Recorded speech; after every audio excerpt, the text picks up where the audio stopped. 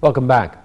U.S. President Joe Biden and his Russian counterpart Vladimir Putin held their first summit in Geneva on Wednesday, during which the two leaders agreed to return their ambassadors to each other's capitals after they were withdrawn earlier this year. After the talks, Putin described his first face-to-face meeting with Biden as constructive, adding that they discussed cybersecurity, a possible prisoner swap, as well as Moscow's growing military presence in the Arctic. U.S. President Joe Biden and Russian President Vladimir Putin sat down in a lakeside Geneva villa on Wednesday for their first summit since Biden took office. Putin, who was first to brief reporters, said the meeting had been constructive without hostility and had showed the leaders' desire to understand each other. The Russian leader also said Moscow and Washington shared a responsibility for nuclear stability and would hold talks on possible changes to the recently extended New START arms limitation treaty. He noted that Moscow and Washington had agreed for their ambassadors to return and said there were no bases for U.S. concerns over Russian military in the Arctic, adding that they had discussed human rights.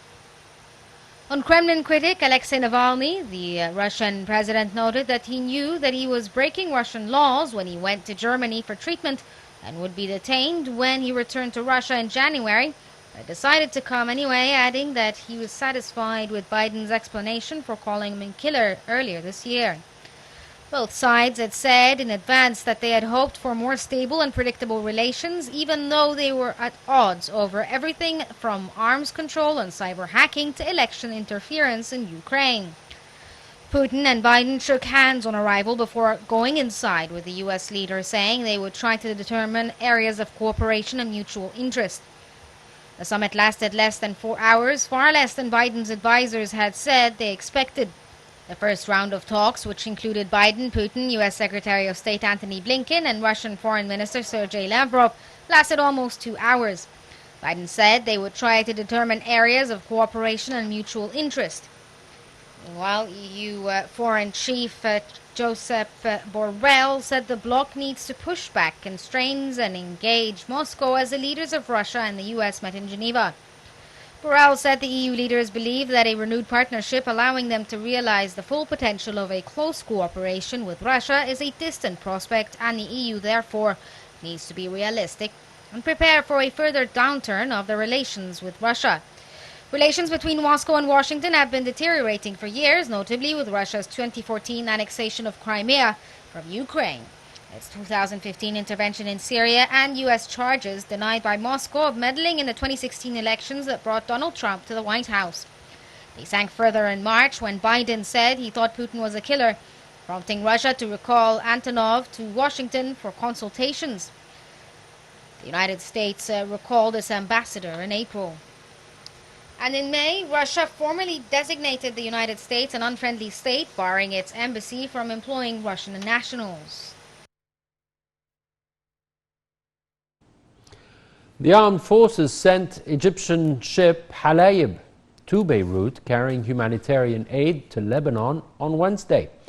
President Sisi had instructed to send the aid to support Lebanese people. Officials there expressed their appreciation to Egyptians' continuous efforts to consolidate the Lebanese leadership, army and people amid the current crises facing the country. They praised the strong and deep-rooted historic ties binding both nations. Foreign Minister Sameh Shoukry held talks with his Luxembourg counterpart Jan Asselborn, which centered on several regional and international issues of common concern. Following the meeting, the two top diplomats held a joint press conference during which they expressed their keenness on enhancing bilateral relations and joint cooperation in various domains during the coming stage. Shoukry said their talks tackled the Palestinian cause and the latest developments in Gaza, as well as means of resuming negotiations over Ethiopia's contentious dam. In this context, he stressed Egypt's consistent stance to reach a legal and binding agreement that preserves its water rights. For his part, Luxembourg's foreign minister said his country looks forward to fostering cooperation and coordination with Egypt in various domains and confirmed the European Union's support to the Palestinian people, rejecting Israeli violence in the occupied Palestinian territories.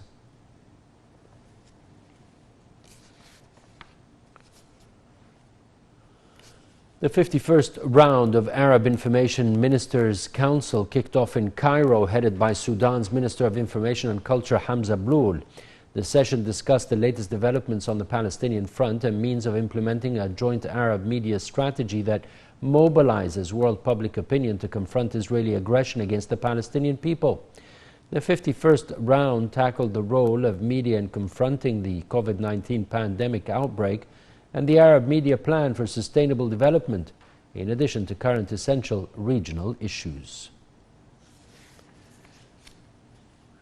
Arab League Secretary General Ahmed Abul Ghita announced on Wednesday that Arab foreign ministers are calling on the UN Security Council to discuss the dispute over Ethiopia's plan to fill its dam on the Blue Nile. Meeting in Qatar, the ministers agreed on a number of measures to be taken gradually in support of Egypt and Sudan to solve the dispute. They called on Ethiopia to refrain from any unilateral steps that would harm Egypt and Sudanese water rights. The Arab League said in a statement that such steps included completing the second phase of filling the dam's reservoir during the rainy season this year, without an agreement on filling and operating the dam. Sudan and Egypt already agreed this month to work together on all levels to push Ethiopia back to negotiations for a binding and fair agreement.